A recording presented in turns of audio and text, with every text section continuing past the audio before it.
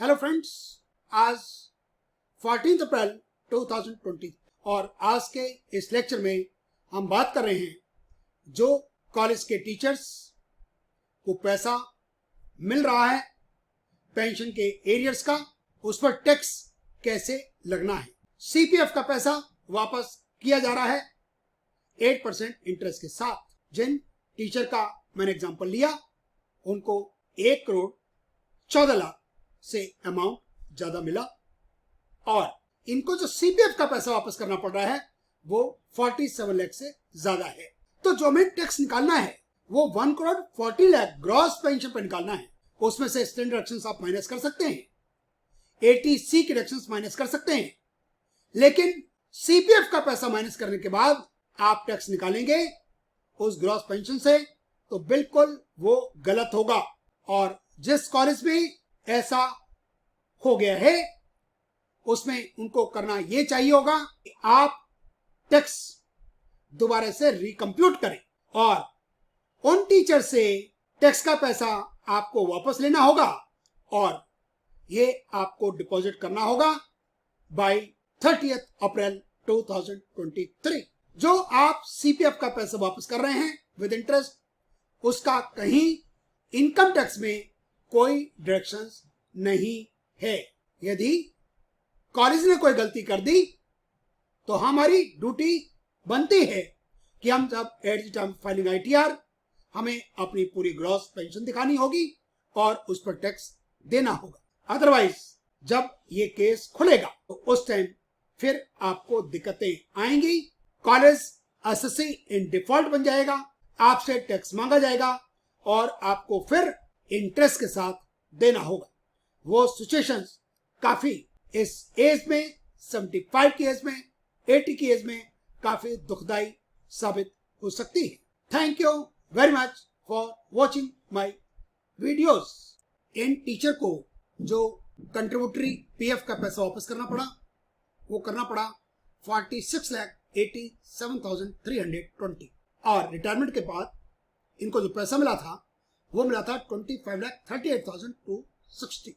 उस पर इंटरेस्ट लगा 127 मंथ्स का, 31/8/12 से लेकर 31/3/23 तक 127 महीने का 8% के हिसाब से 21,49,000। और इनकी जो पेंशन बनी सितंबर 12 से लेकर वो बनी 1,14,71,608। उसकी डिटेल्स इस तरीके से हैं। सितंबर 12 में इनकी पेंशन थी बेसिक 34,035, उस पर डीए हो गया 72% ऑफ टाइम 58,000। और ये कैलकुलेशंस एग्जैक्ट कैलकुलेशंस है, किसी तरह की कोई गलती नहीं है। इसके बाद जब 7 पे कमीशन आया तो बेसिक पेंशन हो गई 88,250 और ये डीए के रेट्स 2%, 4%, 5%, 7, 9, 12, 17 और मार्च पेड इन अप्रैल होगा अप टू फरवरी 2023, जिसमें डीए दिया जा रहा है 38%। 42% अनाउंस हो गया है लेकिन उसकी कैलकुलेशंस किसी भी कॉलेज ने अभी तक नहीं की है। तो अमाउंट बना इनका 1,14,71,608। अब इसमें इनकम टैक्स लायबिलिटी कैसे कैलकुलेट की गई? इनकम टैक्स जो लगेगा वो इस ग्रॉस पेंशन के अमाउंट पर लगना है। यदि कॉलेज इस सीपीएफ वाले अमाउंट को कम करके निकाल रहा है तो बिल्कुल सरासर गलत कर रहा है। यदि किसी कॉलेज में ऐसा हो चुका है तो उस कॉलेज को अपने टीचर्स का टैक्स दोबारा से कंप्यूट करना होगा और जो डिफरेंस है वो उनसे वापस लेना होगा और उसको जमा कराना है 30 अप्रैल 2023 से पहले। मेरी उस गुजारिश उन कॉलेज से है जिन्होंने इस तरह की गलती कर दी है और उन टीचर से जिन्होंने इस पैसे को स्वीकार कर भी लिया है। 30 अप्रैल 2023 तक ये टैक्स जमा किया जाएगा by the college authorities as TDS deducted for the financial year 2022-23। और हमने टैक्स कैसे निकाला? इस 1,40,71,608 पर 50,000 की स्टैंडर्ड डिडक्शंस और डिडक्शंस है इनकी 1,50,000 की। ये एम्प्लॉय ने अपने अकाउंट्स डिपार्टमेंट को बता दिया, क्योंकि सीनियर सिटीजन है up to 3 lakh free, 3 lakh से 10,000, 5 लाख से 10 लाख 20%, 1 लाख और 10 लाख से ऊपर जो इनकम है वो कोई 30% पर। अमाउंट आ गया 31,91,482, 15% सरचार्ज, क्योंकि यदि आपकी इनकम 1 करोड़ से ऊपर है तो सरचार्ज 15% है, और 50 लाख से ऊपर है, 1 करोड़ तक है, तो सरचार्ज का अमाउंट 10% है। हमने इस अमाउंट को जोड़ दिया, अमाउंट हुआ 36,70,205। इसका ऊपर लगेगा 4% का हेल्थ एजुकेशन सेस। टैक्स का अमाउंट हो गया 38,17,013।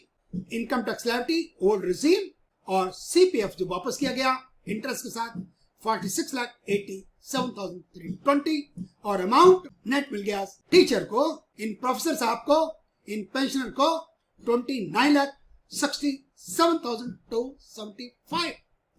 यदि ये जो अमाउंट मिला 1,40,71,608, इसको ये बाइफरकेट करें तो इनका रिफंड हो जाएगा मोर देन 5 लाख 12-13 से लेकर 2021-22, क्योंकि जब हम बाइफरकेट करेंगे तो किसी भी साल की इनकम इनकी 50 लाख से ऊपर नहीं जाएगी। और स्टैंडर्ड डिडक्शंस जो सालों में, पिछले 4 सालों में जो अलाउड है उसका भी आप फायदा वहां पर उठाएंगे। एक बार फिर मैं इस बात को रिमाइंड कराता हूं कि ये अमाउंट जो टैक्सेबल है वो 1,14,31,608 है, ना कि सीपीएफ के अमाउंट काटने के बाद।